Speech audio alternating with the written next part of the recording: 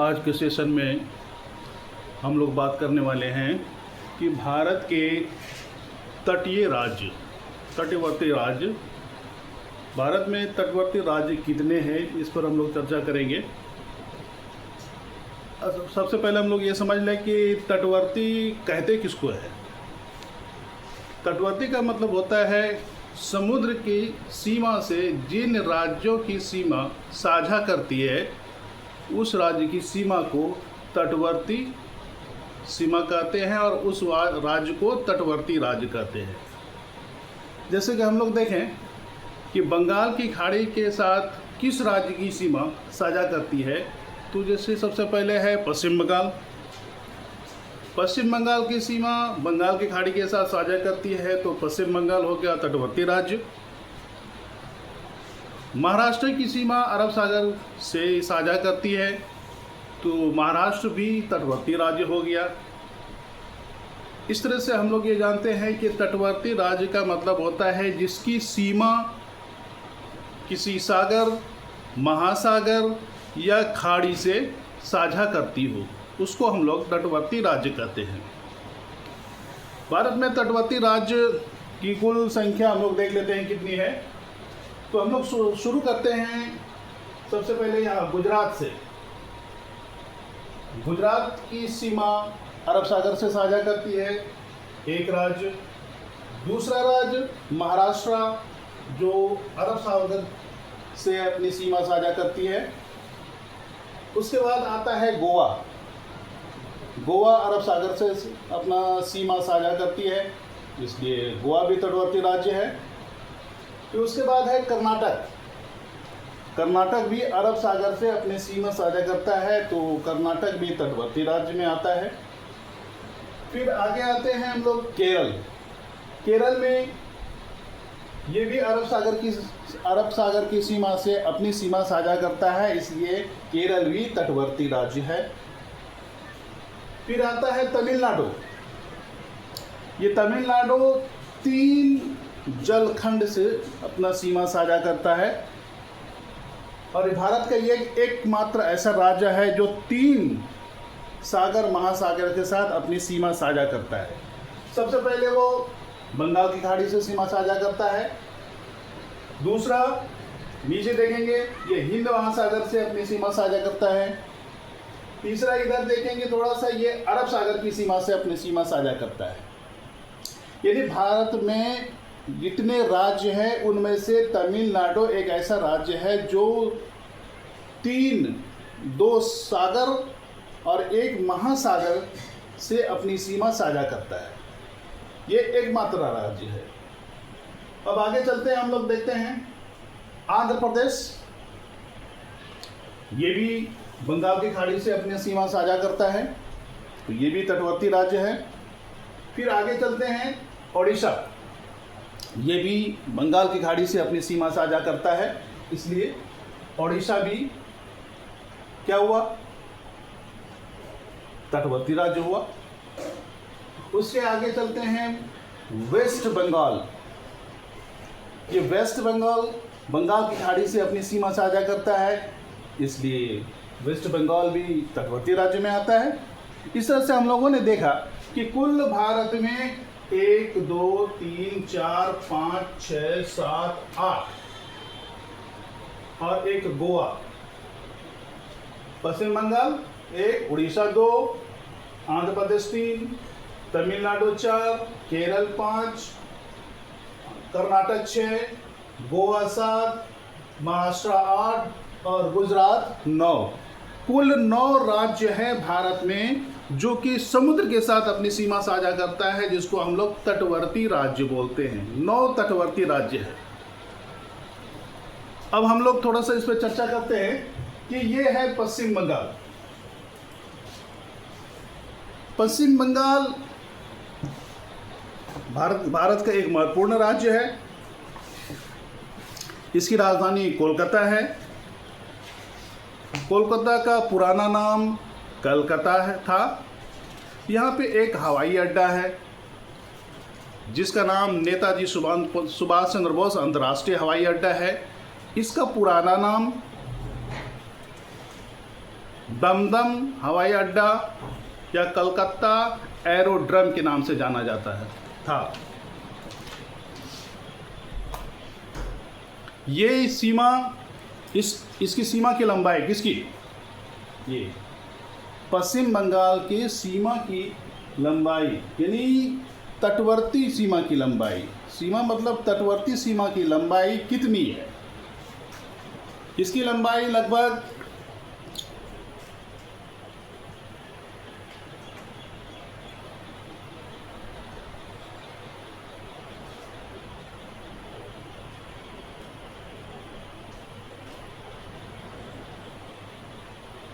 158 kilometre है। इसकी लंबाई कितनी है? 158 किलोमीटर है। इसमें यहाँ पे पश्चिम बंगाल में सबसे ज़्यादा अगर कोई उद्योग है तो वो जूट का उद्योग है। जूट जिसको हम लोग गोल्डन फाइबर के नाम से जानते हैं या सुनहरा रेशा के नाम से जानते हैं, क्योंकि इसी पश्चिम बंगाल के क्षेत्र में बांग्लादेश, पश्चिम बंगाल और कुछ बिहार झारखंड का क्षेत्र जिसमें जूट की खेती बहुत अच्छी होती है और सबसे ज़्यादा जूट की खेती अपने पश्चिम बंगाल में होती है, इसलिए वहाँ पे जूट का सबसे ज़्यादा मिल है। और आगे बात करें तो ये अंग्रेज़ों की राजधानी भी कलकत्ता ही थी, बाद में उसे दिल्ली बना दिया गया। ये पश्चिम बंगाल पहले बंगाल प्रांत कहलाता था, जब फिर अंग्रेज़ों ने इसे दो पार्ट में बांट दिया, बंगाल प्रांत को दो पार्ट में, एक पूर्वी बंगाल और एक पश्चिमी बंगाल। 16 अक्टूबर 1905 ईस्वी को एक अंग्रेज वायसराय थे जिसका नाम था लॉर्ड कर्जन, उन्होंने बंगाल का विभाजन कर दिया। और क्यों किया इसके लिए हम लोग अगले सेशन में बात करेंगे। यहाँ पे अब आगे हम लोग चलते हैं ओडिशा। ये भी भारत का एक तटवर्ती राज्य है। इसकी तट की लंबाई, ये जो तट है, ये यहाँ से यहाँ तक, ये समुद्री तट की लंबाई लगभग 485 किलोमीटर है। कितनी है? 485 किलोमीटर। यहाँ पे एक इसकी राजधानी उड़ीसा की राजधानी भुवनेश्वर। कहाँ है? उड़ीसा की राजधानी भुवनेश्वर है। और यहाँ पे एक मंदिर है जो भारत में प्रसिद्ध है, जिसको हम लोग कोणार्क का सूर्य मंदिर के नाम से जानते हैं। इसकी स्थापना यानी इसका निर्माण 13वीं शताब्दी में राजा नरसिंह के द्वारा निर्माण कराया गया था। इस सूर्य मंदिर का जो डिज़ाइन तैयार किया गया है एक सूर्य देवता के रूप में किया गया है, और उसके रथ में 24 पहिए हैं और 7 घोड़े लगे हुए हैं, ऐसा डिज़ाइन किया गया है। अब आगे हम लोग चलते हैं। उसके बाद ओडिशा के बाद आता है आंध्र प्रदेश। आंध्र प्रदेश भी अपनी सीमा बंगाल की खाड़ी के साथ साझा करती है, इसलिए ये भी एक भारत का तटवर्ती राज्य है। इसकी सीमा 974 किलोमीटर है। ये आंध्र प्रदेश की सीमा जो बंगाल की खाड़ी के साथ साझा करता है 974 किलोमीटर है। अभी आंध्र प्रदेश का विभाजन हो गया है, तो आंध्र प्रदेश का विभाजन हुआ तो एक दूसरा राज्य जो नया राज्य बना वो बना तेलंगाना। आंध्र प्रदेश की राजधानी पहले हैदराबाद हुआ करता था, लेकिन अब तेलंगाना की राजधानी हैदराबाद हो गया है और आंध्र प्रदेश की राजधानी अमरावती है। ठीक है, अब आगे हम लोग देखते हैं तमिलनाडु। तमिलनाडु जो 3 जलखंड के साथ अपनी सीमा साझा करता है, भारत का एकमात्र राज्य है जो 3 सागर और महासागर के साथ अपनी सीमा साझा करता है, तो ये भी तटवर्ती राज्य है। उसमें से सबसे अधिक, सबसे लंबी सीमा जो साझा करता है वो है बंगाल की खाड़ी के साथ। दूसरा नीचे आता है ये छोटा सा भाग जहाँ पे इंदिरा पॉइंट है, कन्याकुमारी, ये है हिंद महासागर के साथ अपने सीमा साझा करता है। और तीसरा जो जलखंड है वो अरब सागर, ये दक्षिण पश्चिम के कोने पर ये अरब सागर के साथ अपनी सीमा साझा करता है। इसलिए भारत का एकमात्र राज्य है जो 3 जलखंड के साथ अपनी सीमा साझा करता है, बंगाल की खाड़ी के साथ, हिंद महासागर के साथ और अरब सागर के साथ। तमिलनाडु की राजधानी चेन्नई है। कहाँ है? तमिलनाडु की राजधानी चेन्नई है। यहाँ पे एक मरीना बीच है जो कि काफ़ी प्रसिद्ध है। कहाँ है? तमिलनाडु में मरीना बीच जो काफ़ी प्रसिद्ध है, और ये मरीना बीच बंगाल की खाड़ी के साथ अपनी सीमा साझा करता है। अब हम लोग देखते हैं आगे केरल। जैसे देखने में लगता है कि सबसे बड़ा तटवर्ती राज्य या फिर समुद्र के साथ या बंगाल की खाड़ी के साथ अपनी सीमा साझा करता है तो वो आंध्र प्रदेश लगता है, लेकिन आंध्र प्रदेश सबसे बड़ा नहीं है। केरल की राजधानी तिरुअनंतपुरम आता है, जिसे मसालों की रानी भी कहा जाता है। यहाँ पे लौंग, इलायची, दालचीनी, कॉफ़ी, इसकी प्रचुर मात्रा में खेती होती है, क्योंकि वहाँ की भौगोलिक स्थिति मसालों के लिए अनुकूल है। और नारियल का भी उत्पादन काफ़ी अधिक होता है, क्योंकि समुद्र के किनारे में होने के कारण और वहाँ की जलवायु अच्छी होने के कारण नारियल की खेती भी अच्छी होती है। इसकी सीमा की लंबाई 590 किलोमीटर है। ये अरब सागर के साथ अपनी सीमा साझा करता है। कहाँ करता है? अरब सागर के साथ। ये अरब सागर के साथ अपनी सीमा साझा करता है और 590 किलोमीटर इस तट की लंबाई है जो अरब सागर के साथ साझा करता है। अब आगे हम लोग देखेंगे कर्नाटक। कर्नाटक भारत का एक राज्य है और काफ़ी अमीर राज्य है। कर्नाटक की राजधानी बेंगलुरु है और बेंगलुरु का पुराना नाम बेंगलोर था। पहले बेंगलोर के नाम से जाना जाता था, बाद में उसका नाम परिवर्तन करके बेंगलुरु रख दिया गया। और ये अरब सागर के साथ सीमा साझा करता है। इस तट की लंबाई 280 किलोमीटर है लगभग। ये जो अरब सागर है, ये अरब सागर के साथ अपनी सीमा साझा कर रहा है, तो इस तट की लंबाई 280 किलोमीटर है। और यहाँ पे सबसे प्रसिद्ध, तो टेक्नोलॉजी के मामले में सबसे ऊपर है ही कर्नाटक। हवाई जहाज का भी कारखाना है वहाँ, इलेक्ट्रॉनिक सिटी भी कहा जाता है। और एक जो सूती वस्त्र, सूती कपड़ा के लिए जो अच्छा सबसे उत्तम क्वालिटी का सूती वस्त्र होता है वो लीनन, इसकी भी खेती यहीं होती है। मालवरी की भी खेती, उत्पादन यहीं पे होता है। मालवरी कपड़ा जो होता है, जो केले के पत्ते से बनाया जाता है, उसका उत्पादन भी कर्नाटक में प्रमुखता से की जाती है। अब आगे हम लोग देखते हैं, ये है महाराष्ट्र, जिसको कपास के उत्पादन के लिए प्रसिद्ध माना जाता है। और इस महाराष्ट्र की राजधानी मुंबई है। मुंबई का पुराना नाम बम्बई था, बाद में उसे बदलकर मुंबई कर दिया गया। मुंबई को फिल्म सिटी के नाम से भी जाना जाता है।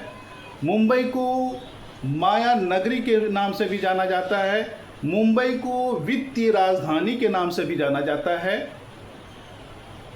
मुंबई को भारत का द्वार भी कहा जाता है।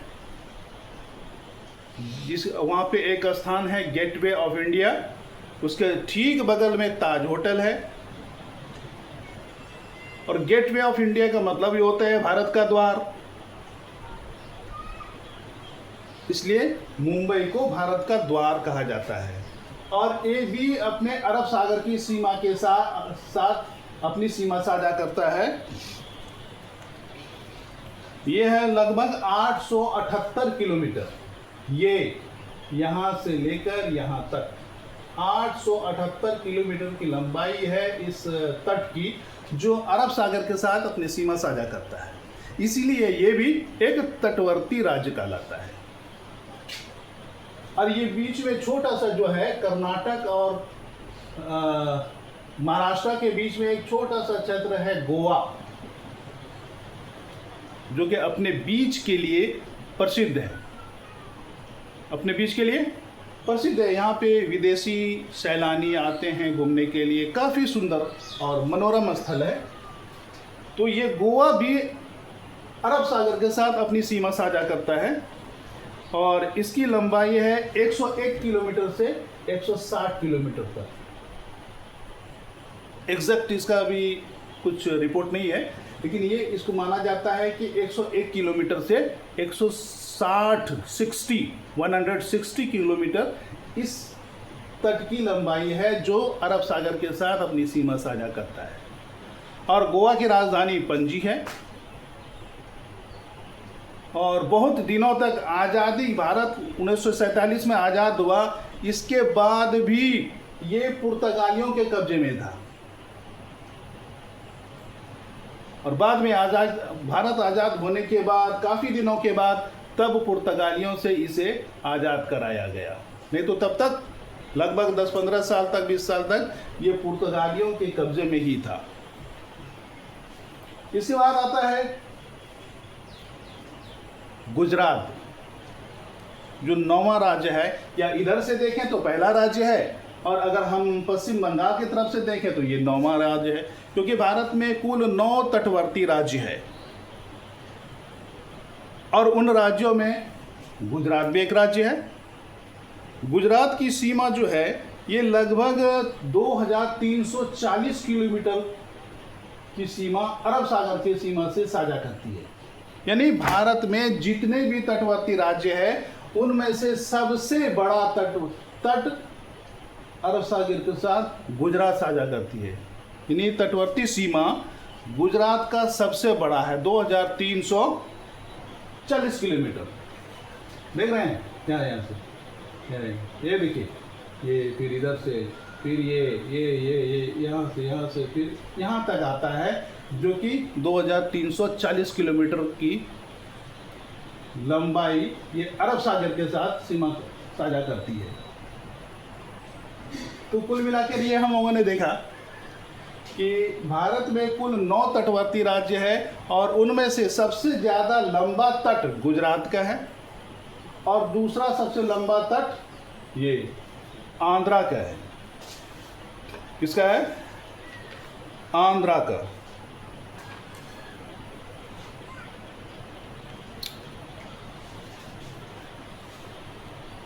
इसी के साथ जय हिंद।